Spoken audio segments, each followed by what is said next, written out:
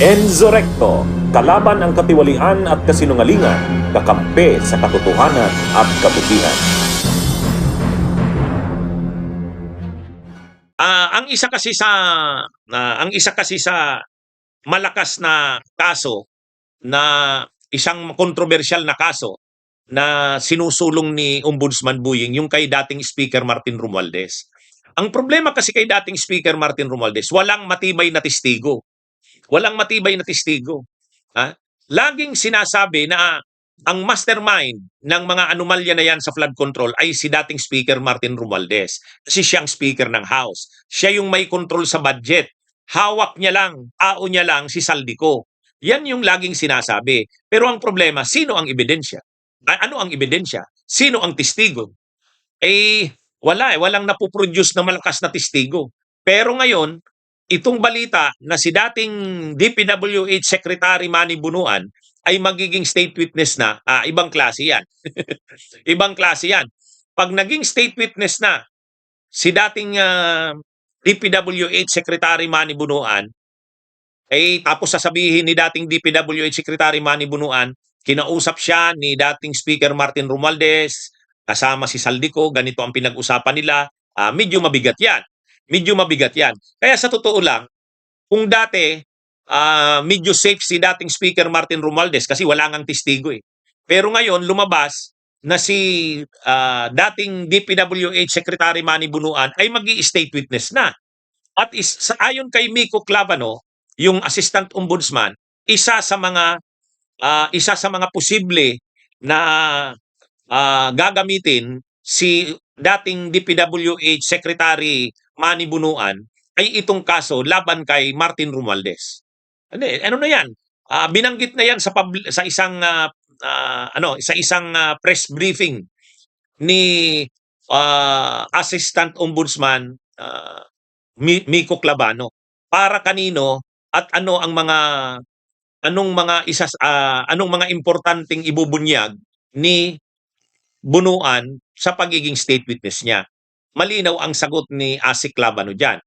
Ni Assistant Ombudsman Miko Clavano. Ang sabi niya, laban kay Martin Romualdez ay ano ang posibleng sasabihin ni Bunuan? DPWH secretary ka eh. O di ang sasabihin mo, nag-usap kami o ininstruksyonan ako o nag-meeting kami ni Speaker Martin Romualdez at saka ni Saldico na noon ay House Committee on Appropriations Chairman. Medyo mabigat yan.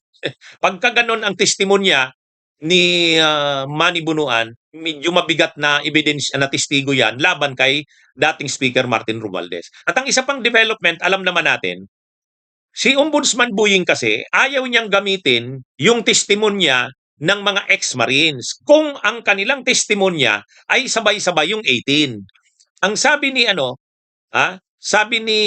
Ombudsman Buying, pwede naming gamitin yung mga ex-Marines na yan. Pero pa isa-isa, bawat isa mag-execute ng affidavit nila. Hindi yung joint affidavit ng 18. Medyo may sumunod naman na 8. May pumunta sa Office of the Ombudsman na 8. Nag-execute sila ng kanilang affidavit.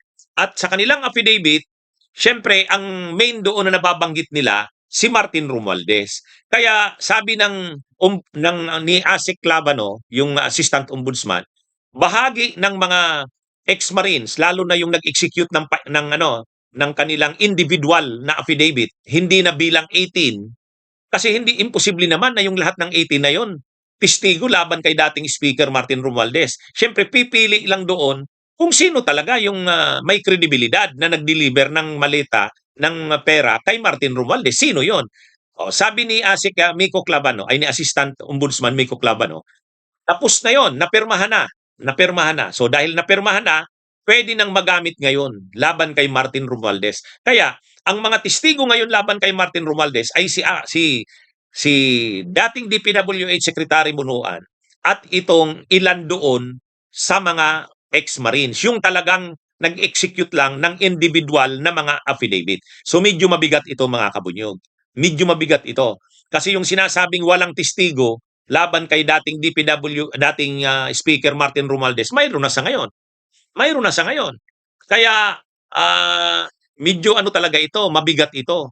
Ah, mukhang seryoso ang ombudsman na isulong talaga ang kaso laban kay Martin Romualdez. Kaya nga ang tanong na ngayon dito, ah, ano ba ito? May ano ba? Payag ba ang presidente na ang kanyang pinsan ay kasuhan din? Yan yung tanong diyan eh. Yan yung tanong diyan. Kaya lang siyempre, habang lumalakas ang mga ebidensya at testigo laban kay Martin Romualdez, bumibigat din ang kalagayan ni Ombudsman Buying. Pwede talagang i-impeach siya. Lalo na't hindi lang naman si Ombudsman Buying ay si Martin Romualdez ang kakasuhan niya. May iba pang kongresista eh. Mayroong mga kongresista dyan na nag-iisip, baka sa susunod tayo na rin ang kasuhan. Ay i-impeach na natin yan. Kasi kung ganyan, hindi pala natin kakampiyan.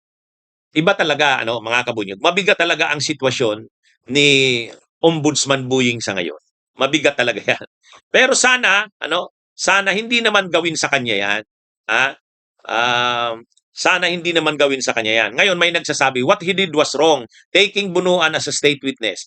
Depende kasi yan kung ano ba talaga ang paggagamitan kay Bunuan. Kung gagamitin si Bunuan sa mga bagong kaso, na marami pang mapapanagot, maganda yan. Pero kung ang paggagamitan kay Bunuan, doon din lang naman sa mga may ebidensya, may testigo na iba, ibig sabihin kaya naman ma-prosecute na yung kaso kahit wala si Bunuan, hindi na. Pero kung si Bunuan ay mayroong mga ibubunyag na bago, mayroong mga makakasuhan na bago, pwede yun. Tsaka isa pa, tama si Senador Ping Lacson. Dapat may restitution.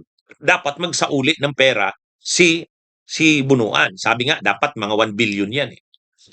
Anyway, mga kabunyog, mga kababayan, itong kaso ni Romualdez ay sinusulong ni Ombudsman eh. Sinusulong. Kaya medyo talaga to, mabigat ito. Ang tanong nga, ano ba ang presidente? Ang Pangulong Marcos ba ay talagang okay lang na makasuhan ang kanyang pinsan? Ano niya yan? Ano yan eh? Yan yung tanong ngayon ng marami. Mga kabunyog, mga kababayan. Mayroon kasing nagsasabi na ang stand ng presidente, hayaan. Kung mayroong ebidensya, kasuhan. Ganun yung kuha ni Ombudsman Buying Rimulya. Sa una, wala talagang matibay na mga ebidensya at testigo kay Martin Romualdez. Pero kung mag-i-state witness si Bunuan, matibay yan. Matibay yan. Kaya anyway, mga kabunyog, mga kababayan, abangan natin, totoo ba itong sana naman, wag namang gantihan si Ombudsman Buying na ma-impeach dahil lang sa ginagawa niya. Ginagawa niya lang naman yung trabaho niya eh. Di ba, mga kabunyog? Bunyog, bunyog, halikan na kasama ka. Bunyog, kapag buklod ay may pag-asa. Luzon, Visayas, Mindanao, isa ang pananaw. Sa bagong Pilipinas ang bunyog isisigaw. Bunyog.